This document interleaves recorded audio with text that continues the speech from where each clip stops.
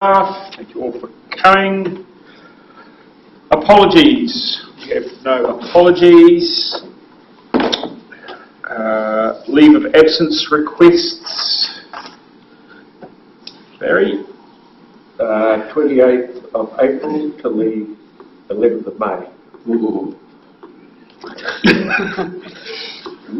Seat. Lisa. Lisa? Yes, please, 11th of August to the 8th of September, please.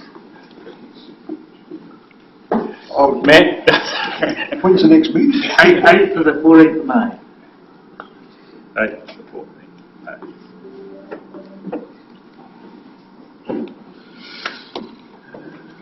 Okay, any further leaves of absence? So I move that the requests for leave of absence be approved. Do I have a seconder? Nikki. All those in favour? Aye. Motion carried. Declarations of conflict of interest. Are there any conflicts of interest? None at all. There are no matters lying on the table. I have one special announcement, and that is an acknowledgement of Jane Taylor. Jane Taylor has been the independent chair of the Queenstown Airport Noise Liaison Committee from June 2013 until she retired 31 March 23.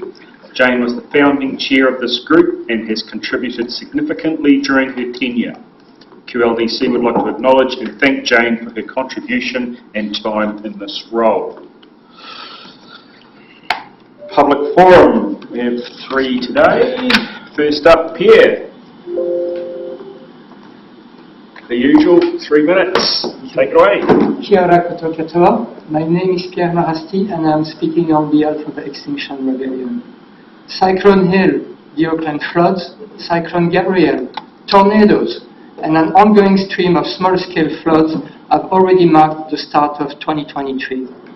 In light of the just released IPCC report, this shouldn't come as a surprise, and we need to brace for more.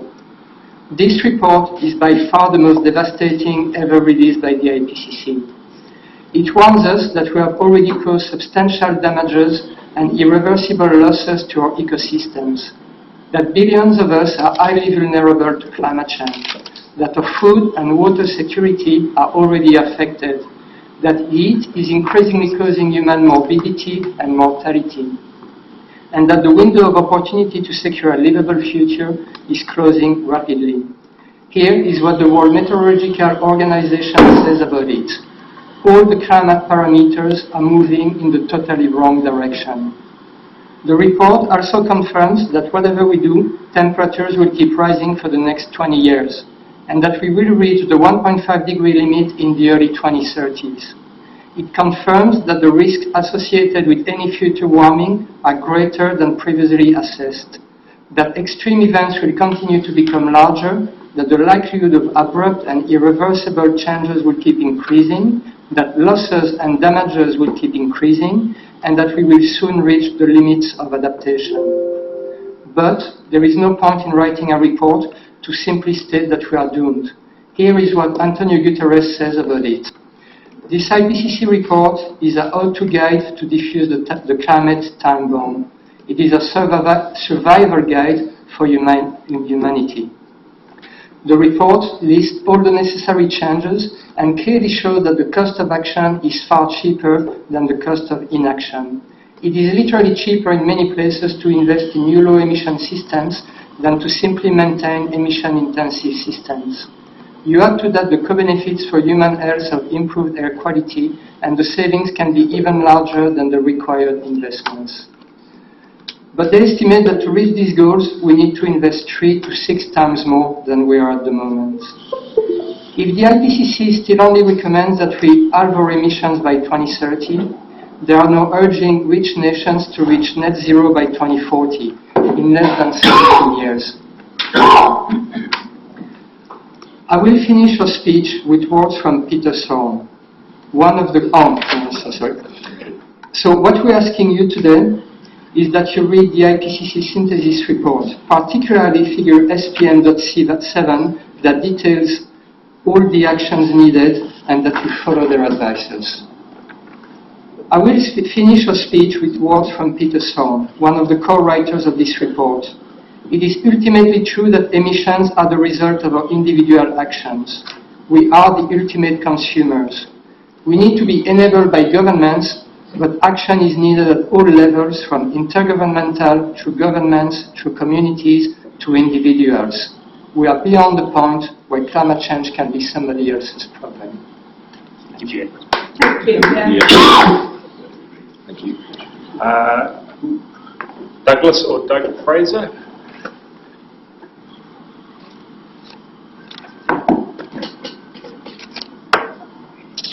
Your Worship, Councillors, 3 minutes, away you go.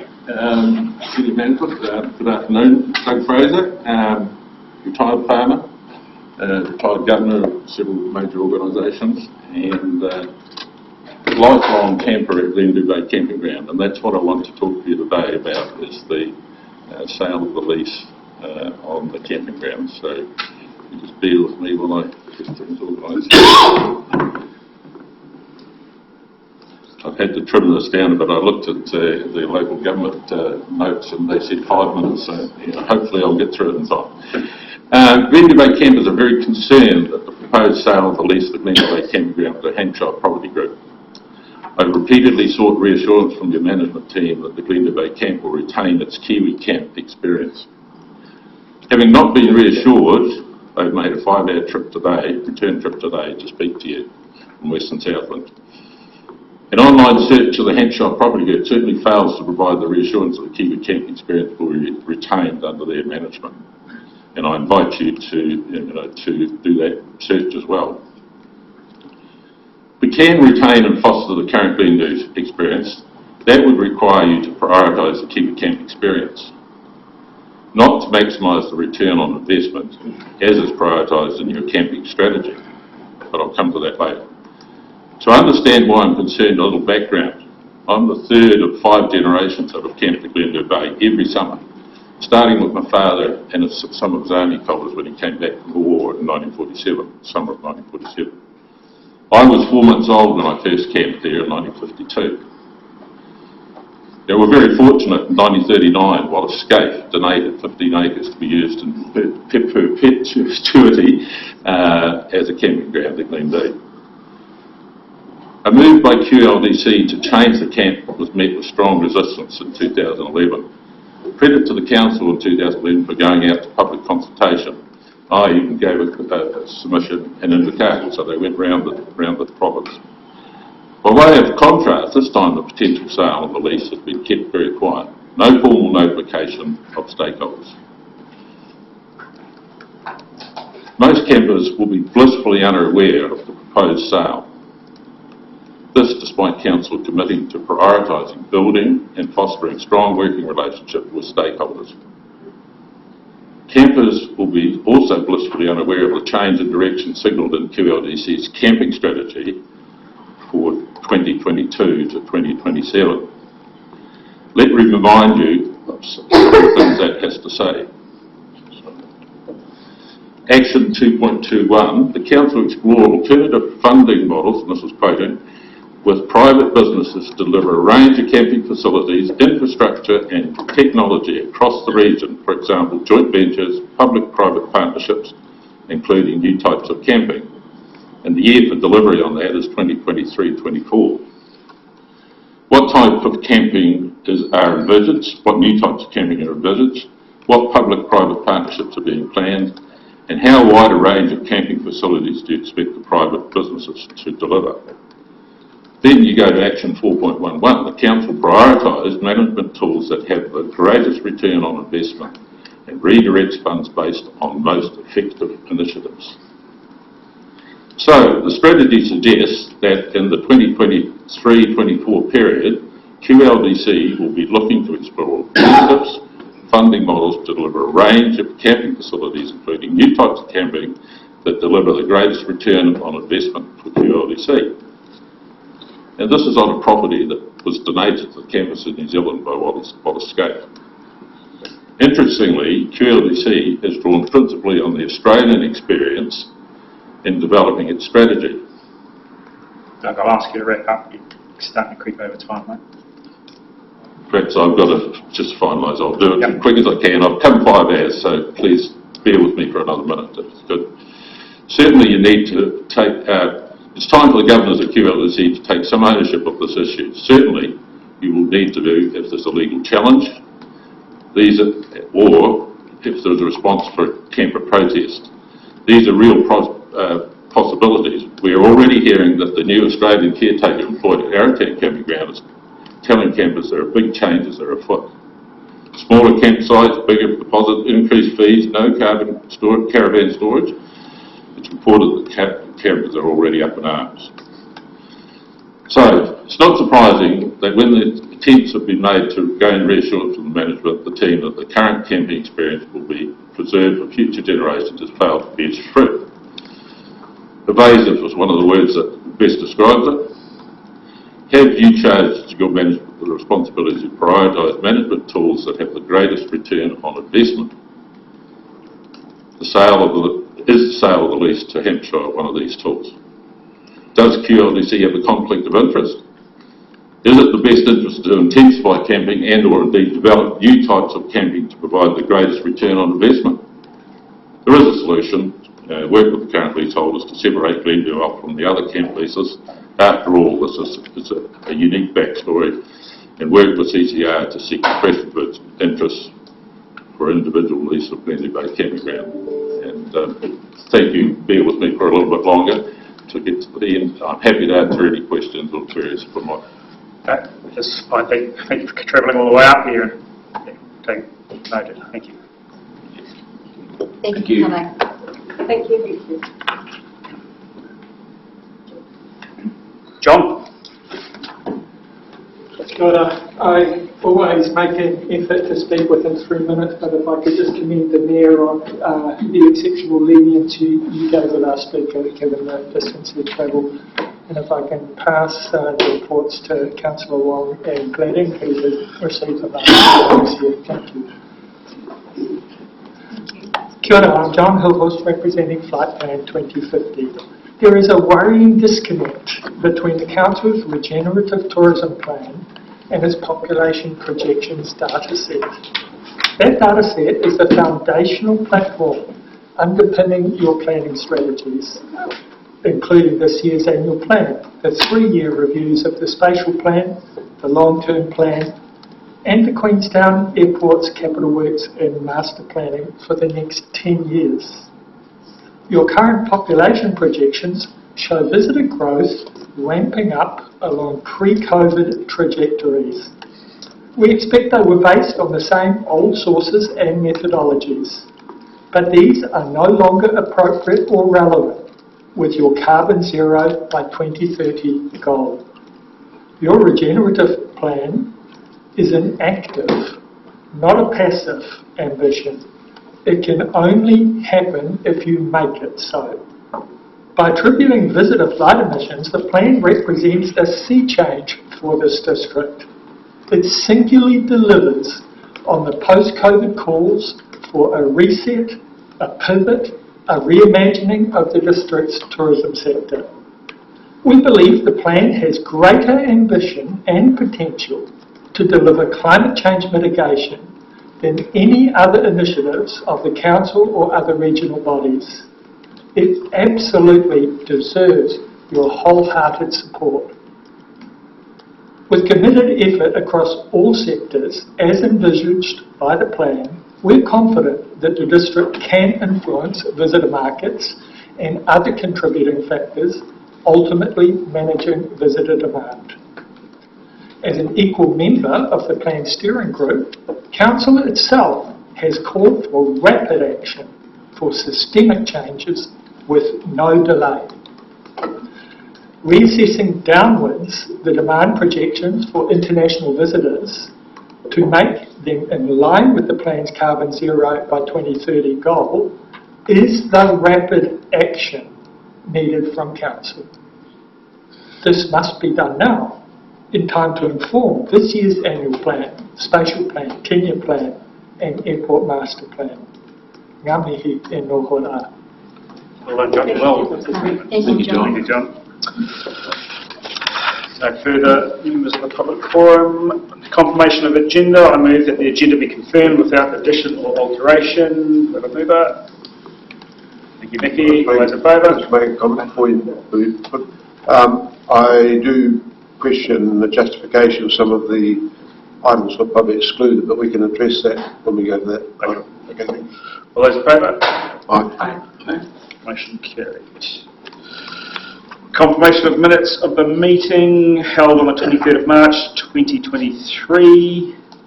Are there any additions, alterations? I move that the minutes of the public part of the ordinary meeting of the Queenstown Lakes District Council held on the 23rd March 2023 as amended be confirmed as a true and correct record. Seconder. Thank you, Barry. All those in favour? Aye. Motion carried. Item 1, page 24 of your papers, councillors, Queenstown Lakes District Joint Housing Action Plan, public consultation approval. We have Michelle and Anita. You? Sure, President. This paper this morning is to bring to your attention the Joint Housing Action Plan. As you'll be aware, the housing question is extremely complex. There are many layers at a national, local, regional level, short, medium, long-term horizons, numerous players, and it's our position that no one player can solve this challenge alone. Collaboration is essential. What we've prepared through this report is a Joint Housing Action Plan in partnership with Ministry of Housing and Urban Development, Kaionga and Kaitahu. The Urban Growth Partnership has given us this unprecedented opportunity, and this is something that many councils do not have this opportunity to do. It builds on our previous home strategy and is entirely aligned with it, and the wording reflects a commitment from one of our partners in government to this work with us in the direction of travel. I think it's fair to note that in practical terms we will be leading most of these actions, if not all of these actions, and be the driving force behind them, and each action will require its own project plan to secure resources and agree them on a case-by-case basis. The vast majority of actions within this plan are covered within our existing resource base, as we're in the process of bringing on board a strategic plan for housing that will be driving this work forward. And we believe that this provides us with a good opportunity to go to the community, to seek direction, to seek emphasis, and from that basis come into the 10-year plan with far greater costing detail around each of these areas of activity. So I will hand over to Anita, who's got a few points of detail to make as well. Yeah, so firstly I'd just really like to thank the partnership, the Grow Welfare Partnership, but in particular the Ministry of Housing and Urban Development in Kaionga. They've partnered to produce this plan together, but we also did it in partnership with the Queenstown Lakes Community Housing Trust, so there are some actions dedicated to them also. We've heard back from Kaitahu and they are really supportive. What they have asked is that we put a line in where we work with them for some KPIs and measures around increasing Maori housing. So we are going to work through those measures. So through the consultation feedback period, we'll add in a measure to really hone in on that, because that is a missing link. So we agree. But apart from that, open to any questions. Questions, councillors? Kev? I just had a quick question about some of the figures on page 34 of our thing, but there's a comment there at the bottom left-hand corner about the dampness and mould. When I read that, it says 89% of households responded, but they had none. I thought, well, maybe that means 89% of the people that responded, but I see it's come from the census. But it still seems unusual, and I wondered whether that census was obviously carried out in March, I think, wasn't it, and whether that had some effect on it. Yes. But, to include it in the document, it seems great, but I'm not sure how much I trust it. Yeah, well, we also have a quality of life. What we're actually going to do in the final version is benchmark those. You'll be able to see exactly where each of the figures have come from, so that's some feedback we have received, so we'll add that in, but yes, that came from the census. But we could also reflect on the results we've got from our quality of life survey. Okay. So that was census 2018, Yeah. which one that poorly responded Yeah, to it. yes, we'll have an update soon that we can move it. Mickey? Thanks, Mr. Mayor. Just a comment around the emergency and transitional housing action, which is in the home strategy. That's missing from the list at the back. So basically, action 1C, is really about pulling together our evidence base for all of those, for the unmet demand. Because what we're hearing from our government partners is we don't have a demand for public and emergency housing. So a big part of that is pulling together that evidence pack to say, yes, we do. And what we're proposing is pulling together a range of groups who aren't listed here, but working with the Chamber of Commerce, getting all the data we have available, working with the citizens of Iceborough, maybe looking at putting out their survey together, and pulling together a really thorough and robust data source to put those together. But we could actually add that to Action 3C if you wanted us to. It would be great because I think it indicates that everything that's not covered by the Joint Housing Action Plan but was in the home strategy has been transferred to the list at the end, and there was a clear action around it, so it wasn't dependent on data. It acknowledged that there is already a problem and that we would work to fix that, but that's been left off. So I'm just wondering if that was a mistake or if we could just insert that in that list. It was supposed to be in the umbrella of Action 3C, but what I think is just because you called it public housing, so I think we can say public and emergency, so we can... Yeah, I think the words was emergency and transitional housing. Yeah, that would be great. No problems. Could I do a second one? I'm just wondering, it just seems awkward having that list at the back, and I'm just wondering if you could speak to why the full spectrum of housing issues that we identified in the home strategy haven't been taken on by the partnership and included in the actual action plan. The home strategy ones were the ones that were QLDC focused, and we tried to get most of them put into the JHAT, but they weren't. So the thought of the partnership was these are QLDC focused. So what we thought is they're still very important. So we'll keep them as part of the plan. The way we've written it is the JHAT could sit separately, or it could be an evolution of the home strategy. The reason we chose to go down the path of including it as one document was just for ease of our users, because we have so many documents out there. It shows that actually we're moving forward with this. With this one strategy, but it could actually sit adjacent to the home strategy too, quite nicely. I guess there was a lot of context in that home strategy, which was really useful. That's kind of missing, but at the same time, it's moved on. You can see it's clearly moved on, so I'm not sure how. But it would be interesting to put that out to the community. Would they like to have both, or would they like to have one? You had a question? Okay, Quentin first and then Yeah, thank you. I've got two questions. One is, many of the actions are further investigations and developing ideas and stuff. I suppose can you give me some surety that this is sort of a living document, will move forward into actions as opposed to sort of investigate actions? Yes, that's the whole intention, and it's to also do that in partnership, is to highlight, and so that's, so for instance, investigate alternative delivery options is the next stage, to actually bring forward those options, and as a council and a community decide whether or not they may be appropriate. Cool. And just the second question was that I raised this when we had our workshop, I think, was that I didn't think that the number of people on the Queenstown Lakes Community Housing Trust waitlist was a very effective KPI measure, because there are an incredible amount of externalities and variables that will determine, including the criteria that are applied, the growth, population, the overall growth. There's so many variables that I just didn't see how that could actually inform any measure of success regarding the strategy. We just left it in there to park it and to note that we are going to come up with a better measure, but we think having a measure relating back to the trust is really worthwhile, because it is an indicator. What we've seen is the waiting list has grown quite considerably, so we feel it's important to have some measure, but we note that it's not ideal, but we just thought we'll just put it in there and then we'll work that through once we get some feedback from the community.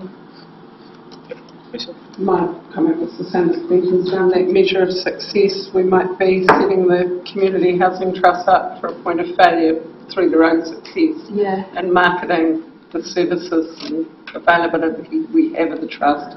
One of their objectives should be to grow that waiting list in some ways. So, that was just a double order.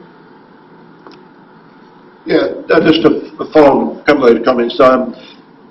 I agree that there's a lot of further investigation there. I don't know any way you can put a bit of a grunty bit up front of actions that are actually happening now, or you can get on with. I'm nervous that their partnership seems to be a bit slanted towards us, so I'd like to have, I don't know whether there's any way of more emphasising central government's role in the partnership. There's things there like the accommodation supplement. it's been sitting there. What is the hold up there? You know? And that's what the public are going to be asking. If this is going out to the public, and I'm always a bit of a fan of doing away with some of the fluff around the edges, getting a document out there that people are going to read, because they might get to the second page and think, oh no, I'm not going to go any further. So, I'm just a fan of, and if you could put something to really get some positive sort of action there, and then say, and these other things are further action. I don't want to rewrite it for you, but I'm just saying that's sort of, I think if I was a member of the public, that's what I'll be looking for. In terms of the accommodation supplement boundary, there is a commitment, and that's in that action point to work together to navigate through that system. So that is one of the key actions that's coming out of it. I think if we wrote this from a QLDC perspective alone, the wording would be quite different. But this is a partnership piece. But I acknowledge, but irrespective of how it's written, it's a priority to us, and we'll be actioning it the same. That we are dedicated to this plan, irrespective of what the wording says. Okay. Thank you. Just a few comments. Some of them have been made around measures of success, and one is around the fact that we're trying to promote the waiting list, which means that it will increase before it decreases, but our metric is obviously on it decreasing. I do have a couple of, I guess, just red flags around emergency housing. It's not that I don't want us to provide it, it's more that the MSD's definition of emergency housing is really important in this context. So I think the fact that we've got a 5-week consultation period is good. I think it's a long enough time, I hope. I don't know if there's any view to just, if that can progress through and needs any extension, then I don't know if that's flexible.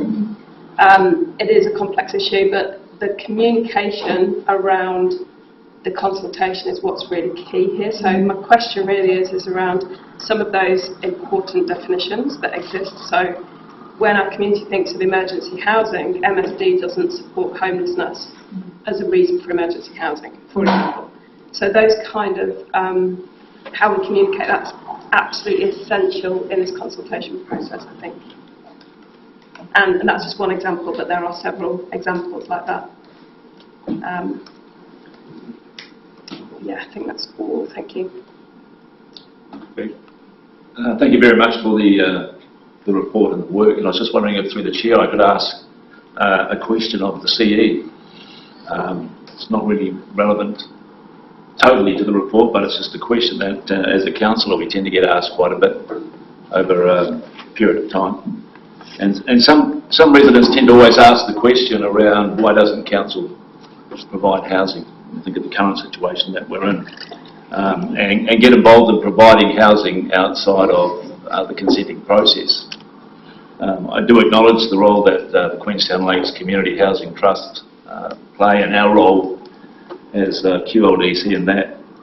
But in Mr. Thielen's experience, you've had a very long experience in local government, and I know that that's been across a number of councils across the country. And I would imagine in your time that those different councils have all got a different take on what they provide or where they go when it comes to housing for the community. So I was just wondering whether you are able to or willing to share in your time here, CE of QLDC, why we are, or what has guided us over that period, and why we are taking the line that we do. I'm not sure how many hours you want to listen to me for, but I think it's a valid question. I mean, this council, to my knowledge, and apart from the small amount of elderly persons housing it has never been active in actually owning and delivering directly housing support. That has tended to be confined to some of the larger metro councils. And the history of that in New Zealand is such that a lot of councils have gotten, I mean, at varying times, governments have offered incentive schemes for councils to become involved, and generally have found that to be very unsustainable. And a lot of councils have ultimately sought to get out. And you might recall that the likes of a number of the larger councils around the country have either sold down their housing stock or got rid of them in recent years.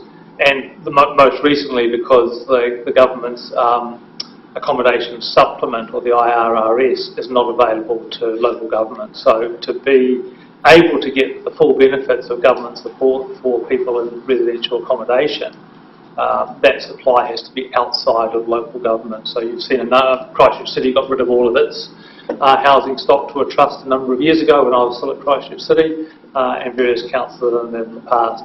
I think this council, like in so many things, has actually always adopted a slightly different line. I think the Queenstown Lakes Community Housing Trust has been the way that we have responded, and I think it's seen as being world leading in this country in terms of the type of community-based trust that provides housing, and that's proven to be successful. And I think we've also managed to, whether it's through the Hasher legislation or whether it's through the agreements we've reached with developers, found a pathway to increase the amount of value we've given to those, that group to support housing. So I think that's the way that we've traditionally tackled that. Again, in our discussions with the Crown and with the likes of Kaingora, that's continued to be the way that we've promoted. That has been the most effective way for us to support housing in this district. Thank you. Any further questions? You've got to get one round, Nikki. Can I get one No, question? because we'll just keep on going round and see. I'll just say in the comments. To Mike's point too, 85% of the capital funding the trust has received has been from land grants or funding from QLDC. So that's quite significant when you think about that. So. Thank you. Okay. Motion is before us. Does anyone want to move? Just one quick question. We received a letter from the Housing Trust in support of this. Was that get acknowledged at all? This process? We should just acknowledge. Oh yes, you've already received a letter from the Housing Trust this morning. Yes. In support. Yes. Okay. Right. A few questions. Well, I'll move, and you've got the resolution, the recommended resolution in front of you. Do I have a seconder? Thank you, Matt. Any discussion on the? Go for it. Thank you. Look, I'm really, there's some good stuff in here, but I'm really concerned that we're looking to solve what is essentially a central government issue, which should be solved by taxes, which is more equitable, and we're looking to solve it via rates. And I was hoping through this discussion that we'd get an indication that government was more of a partner, but it sounds like it's a partnership, but really it's on us to implement it and drive it, which means the ratepayers are paying for it, and obviously they're looking at a massive rates increase for the next annual plan potentially. I had a question, but I guess I'll pose it as a concern. Is that really there's potentially no room to move on this? If the community comes back and says, look, we're not happy with this, we think our rates are too invested in this, and we'd actually like central government to address this, this and this and this, which it's not clear that they are in here, some of the key issues. I'm just concerned that there's not scope for change. If it comes back to the council table and we've got a lot of feedback on various things around residential VA and so on, that we're not going to be able to get agreement from the partnership. So it'll be a test. I'm really interested in putting this out for consultation to really get the full view of the community and not restrict them in any way, and make it clear that the councillors are listening, and if there's a clear move in one direction, we're not. Well, I want to send that message that I won't be approving something if it doesn't go as far as the community wants it to go. Okay, thank you. Thanks. Any further discussion? Just an acknowledgement from the letter from the Housing Trust that they actually are wanting to move towards rentals versus home ownership, which is a great move, I think, and addresses the situation that we've got currently in front of us. Thank you, Matt. Any discussion? I just want to say thank you for all the work that you have done. It's been quite extensive and it has taken a lot of time. You point to Anita, I know Anita, you have driven it and your team behind. Amy and Marie and then, All good. So the motion has been put. We have a mover and a seconder. All those in favour? Aye. All those against? Carried. Thank you. Thank you. Item 2, page 52 of your papers. Whakatipu Rowing Club, new boat sheds at Lake Hayes. Aaron and Ken, over to you. I've got nothing further to add, but happy to answer any questions. Questions, councillors? Lisa? Thank you, Your Worship. I would like to acknowledge, to start with, I'm speaking perhaps from some questions from the Friends of Lake Hayes perspective, and if we look at page 58 in our notes, which provides a diagram of the area, we're looking to establish in the community a culture of awareness and aligned interests with our proposed district plan 24.2.4.2, which basically looks after Lake Hayes and says that any land use around the lake should improve or look after the quality of the lake water.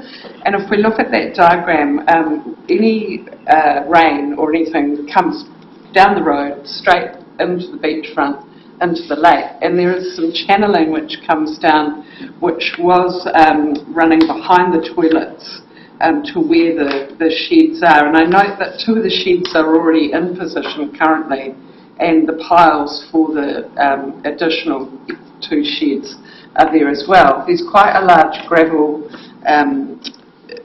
construction underneath them. My question is the gravel an improvement on what was already there? Because the sheds are on a small wetland area, or perhaps more a, rather than a wetland, let's talk about it as a detention basin, sort of silt trap for that water that flows down the road.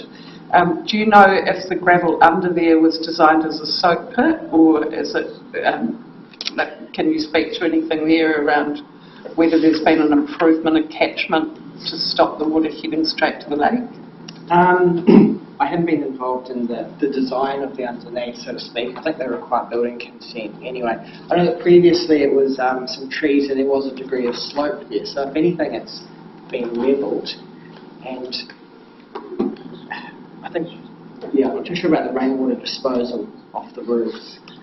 The Friends of Lake Hayes are really keen to stay on the same page with the rowing club and agree that we've all got the same long-term vision, which is clean water in the lakes, enhancing our rowing and recreational experience of Lake Hayes. They're taking it on board themselves to have more engagement with the club. They're going to go in September and talk with the club and its members around how else they might be able to collaborate on that. So they're really looking to understand. I went out and had a look last night, and to be frank, the drainage that flows down that road, and it's still quite wet in behind the sheds at the moment, so that small wetland is still kind of functioning as a retention area for the lake. And the Friend of the Lake Hayes concern is that we may end up seeing plumes of silt into that beachfront if that diversion pit's no longer working. So they're very supportive of it. There's certainly no indication from the Friends of Lake Hayes or the community that they don't want these sheds to be in this situation or this placement, but looking to really align a partnership that understands that part of the PDP and that we work together to make it a better retention area for our stormwater runoff, perhaps with some other planting in amongst the piles, or more catchment behind the sheds with planting, or even perhaps in front of it, while enabling the boats still to come out. How are we keeping the dirt back there? Through you, A comment. I think, look, that's not part of the decision making today, but it's certainly something that we can go away and look at and just assure ourselves that we're not creating additional stormwater runoff or sediment flow into the lake. Just understand the concern that it has. So. My concern at the moment is it looks as though that channel may have been blocked by this recent upgrade, and that we may in effect be pushing the water back down the road instead of into that small wetland area. That might, yeah, we'll certainly check with the designers and the engineers to see whether that flows protect that natural flow back towards that wetland area. Okay, thank you. Vicky? Thanks. It was sort of just in response to it. I'm just wondering if, because presumably the consent went through before that rule became operative? I don't know. The consent came through quite recently. I'm not too sure when the rules did become operative. 2021. Yeah, no, I think it must have been a while ago. I'm just wondering, is there scope? I saw that it doesn't require planting. and not talking about a, tit for tat with the willow or anything, but is there scope through this lease process to require any planting in any particular area if there are concerns about the impact on the lake outside of the consent process, obviously? The lease process is very much limited to the footprint of the buildings, and the consent process to talk about the environmental outcomes. I'm not too sure how far it went for the surrounding land in terms of planting. But, I mean, at Parks and Reserves as administrators of that land, beyond the lease footprint, I mean, we're very receptive to improving the quality of Lake Hayes and also the amenity, and there's a lot of planting that sort of has been going on. I'd say that there's opportunities in the area for further planting. I just mean in terms of granting the lease for that footprint, you can't then require planting outside of that footprint. It's just a scope question. So through you, Chair, that we wouldn't have the enforcement outside of the designated footprint, and I think as Councillor Advisor pointed out, one of the things we're dealing with is a long-term tenant who actually enjoy the waterway, as you pointed out, and I'm sure through the good work of what we're doing with the Lakes Hayes Association, plus many others that are in this area, we can look at the current catchment and making sure we've also mitigated with some of that restoration and planting that occurs right around the current reserve. And it's a good point that it sits outside of the Yeah, no, that's great. Thank you. Yeah, thank you. Just from Lisa's comment, am I to understand that they've already commenced work on these new buildings without approval? There's two of them are essentially up already, and I think it was just a genuine misunderstanding. I've come onto this more recently, but I think different people through council having a relationship and APL with the club, at some point there's just been an assumption that everything was all good, and once we found out, we're like, oh, hold on, sorry, there's one more thing you'll need, so hence we're here now. Definitely not intentional, from what I can see. So the current footprint of the lease is what, just the existing footprint of the building? It's the 4 buildings. It's a footprint the current, so the existing lease versus the new lease. So is the existing lease the footprint of the old building? Yeah. And the new lease is a box around the whole lot, or 5 boxes? Just a box around the new 4 buildings. So there'll be 2 lease areas. So that the additions to the main building fit within the old building lease footprint? Yes. And the new lease is a box around the 4 buildings that are proposed? Correct. Okay. And through you, Chair, it's approximately 180 square metres, about 37 square metres each of the sheds. Okay. Just a quick comment through the Chair, if I may. I went out the other day to have an eyeball with a gentleman who's a member of the club and who's rowed on that lake for 40 years. He made the comment that he reckons it's the best he's seen Lake Hayes looking in about 2 or 3 years. He said something's changing, which is a positive. Thank you. Any further questions?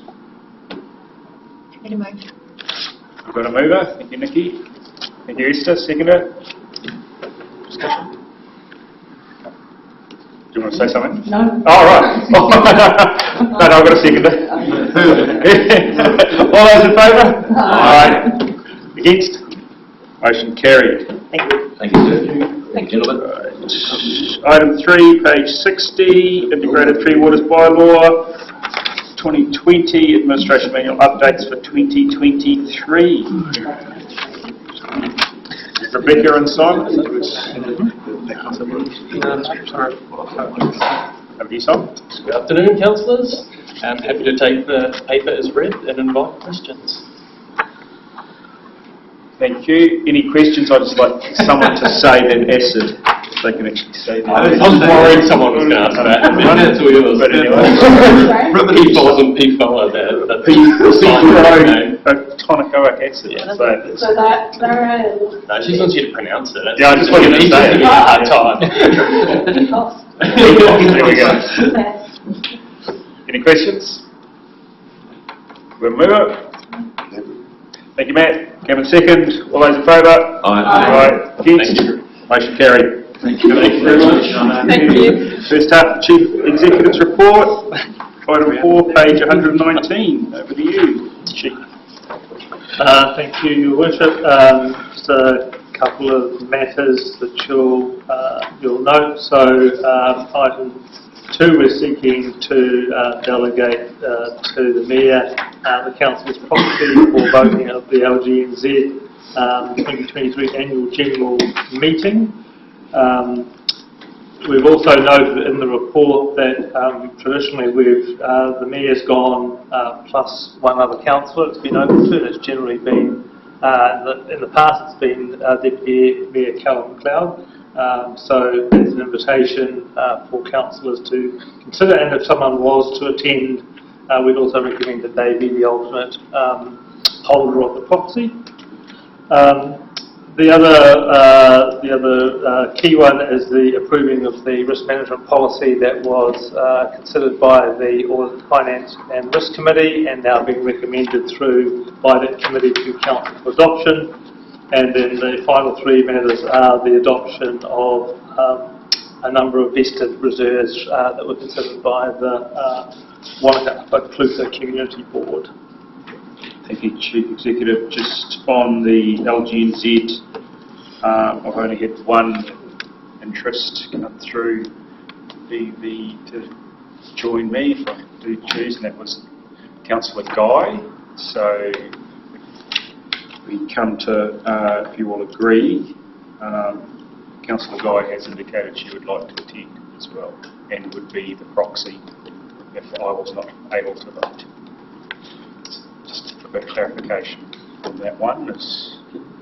Can you just clarify regarding the delegation of the vote? We haven't yet seen the agenda or so we agree council's position and you exercise the vote. So the nominations went out last week, so at this point I think we've only got one indication of a nominee for president. I don't know if that's what counts. No, sorry, the remits, we haven't received them yet. Yeah. So it's only regarding the annual general meeting officer elections and things like that. So this is to hold the proxy. When we come to consider our position on the remits, our traditional approach is that the proxy holders are instructed to vote in accordance with council's wishes. Okay, that's what I was just wanting to make clear for council. And just on that topic, will it be the same for the vote on the membership of the National Council? So we will decide as a group who we will put forward. Perfect, that's great. Unless there's only one. Good point. The other question I had was just around the risk, change to the risk policy. And on page, it's 5 of the risk policy, I think it's page 128 of the papers. There's just a point where it talks about delegation from the Chief Executive and the leadership team to a risk strategy group or another governance group, and there's a number of points there around ensuring that strategic risks are reduced organisationally and collaboratively, providing assurance that strategic risks are appropriately managed and so on. I guess my concern around that is that the person who heads up that team doesn't necessarily sit around the executive leadership team table, and I'm just wondering, I guess it's a question in there about how did they collect and understand what is going on sufficiently to exercise that delegation, or to fulfil that delegation. Does that make sense, that question? Yeah, and look, I mean, just reading that again, I mean, I don't think that the word delegated to is the right term in that phrase, because we're not delegating any authorities below myself to the risk strategy group. The risk strategy group is just a functional group of staff who are advising me on that. So do we need to change the word? I think I would avoid the word delegated in there. I think the following roles and responsibilities may be I would probably substitute that with maybe advised. Yeah, I was going to use the word supported supported by a risk strategy group or other governance group at the discretion of the CE. So effectively that is a staff group working across the organisation who are giving me advice on risk management. Right, okay, no, look, that's that- great. Could you just then answer, if they're giving you advice, how do we then ensure, which is a good thing, how do we ensure that they have sufficient understanding to deliver good advice? Because some things, if you're sitting in a group to the side and don't necessarily have oversight over what's going on, and I would say it's the same issue with the Audit, Finance and Risk Committee, is they don't necessarily, all the members have oversight of the big picture and all of the risks. And how do we do better risk management by ensuring that the people who have oversight over it fully understand what's going on? Well, I think actually by having the risk strategy group, that's actually around devolving that conversation into the organisation where some of those risks are possibly very well understood. So it's ensuring that we do have a very cross-organisational view of risk, and that advice is coming to me and to ELT as part of their sort of wider work program. So I think it actually improves the visibility and understanding of risk. Depending on so we'll put in place through that work program some processes that ensure that happens.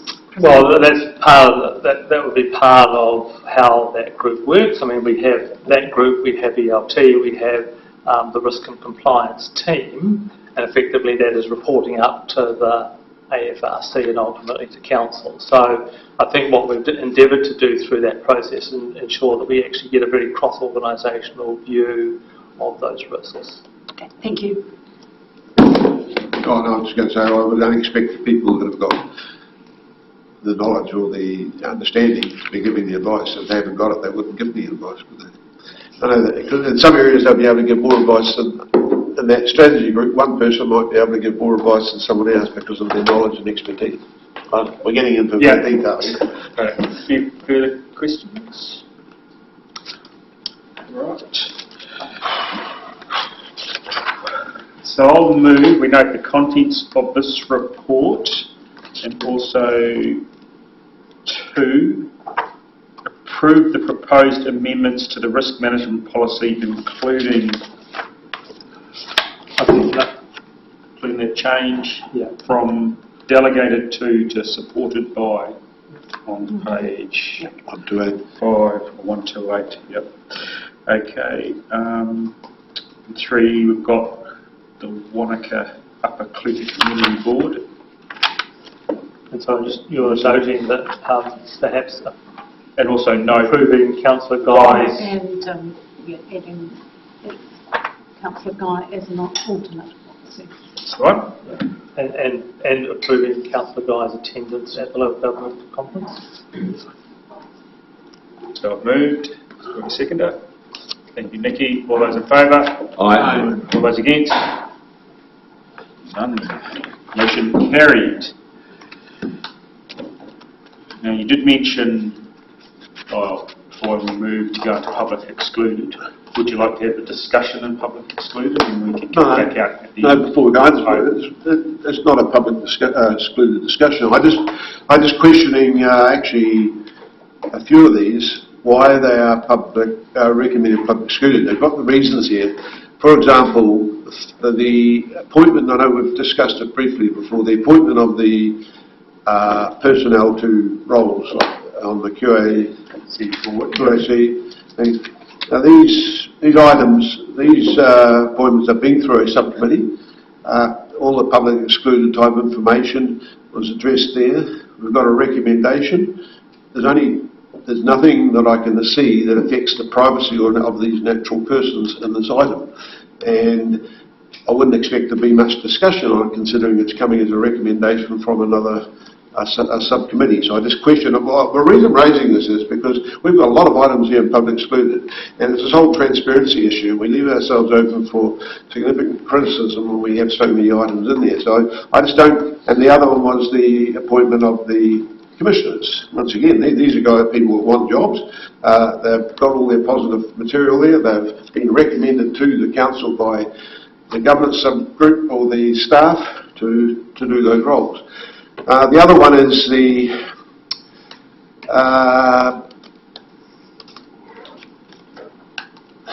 roadie maintenance contract, for example. It's not a tender, it's a renewal, it's an extension of a contract. The dollars will be in the annual plan or the long-term plan, All we're getting is a report saying, based on this good advice, the performance is really good, or so good, that we've got a recommendation there. Transport choices, all the figures in that are in the annual plan. I don't see what the disadvantage or commercial negotiations are on the transport choices funding agreement. And what was the last one? Or even the revocation of the reserve at Corora Heights. I don't see what the commercial negotiation disadvantages on that one. It's having read it several times, looked at it. So that's my question. I just don't believe we've got strong enough justification to go public excluded on those. Two of them I totally agree. They should stay public excluded, but there's others I just don't see it. You comment? Yeah, look, I'm happy to comment on that. I'm assuming you're talking to me. I just thought before we go. It's worth having that conversation. And I mean, this is a fairly unusual agenda in that we do seem to have a predominance of PX reports. And when I look back, and I made this comment to Niall, there seems to be one meeting a year where we seem to have a predominance of PX reports. I mean, I think there are ones where, you know, I think we've put those reasons up there, particularly where we're dealing with natural persons. Yes, these people have put themselves up for a form of public office, but actually they're part of a wider process of evaluation, and we will obviously always announce the appointments that are made. But we've traditionally done those in PX because there will be times when councillors question the advice of the recommending officers or the governance committee, and so those debates happen. And I think it's respectful to other private individuals, even if they're seeking public office, to enable those discussions to be held in private.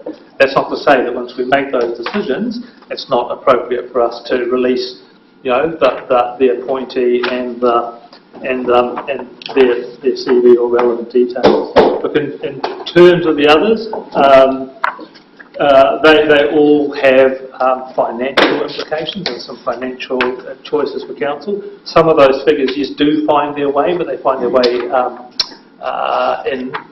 not directly into our public documents, so there is a degree of commerciality associated with those. If there's any that on an individual basis council wants to take out, they can have that debate, but that's our advice for these ones. And again, I'm happy to make public information available at the end of the meeting. But I think we think that in these instances, and we do scrutinise carefully when there are requests for PX. We don't do that as a matter of convenience. So in this instance, in these instances for this agenda, we think these are the right ones to have in that way. Yeah, okay. Through the chair, through the mayor, the only one then is the transport choices. The funding agreement, that funding is in the draft annual plan. Those two figures, all those figures are in the draft annual plan. So I just don't understand what the commercial negotiable or the sensitivity is there on that. So, Chief, just on the roading, you're talking about the roading. Oh, for the part, we're allowed to talk about it. Active travel. So there's a whole section in the draft annual plan talking about it. All we're doing here is retrospectively, basically. Is the negotiations with Waka Kotahi the reason? Well, I think you'll notice that in the recommendations it does actually talk about us still having to finalise those figures and to negotiate whatever final agreements we're going to come to. Okay. Right. I'll move that the public be excluded from the following parts of the meeting. Confirmation, and you've got those 1, 2, 3, 4, 5, 6, 7, 8 bullet points there. Do I have a seconder? Thank you, Kate. All those in favour? Aye. All those against? Against. Voted. Not wrong. Motion carried.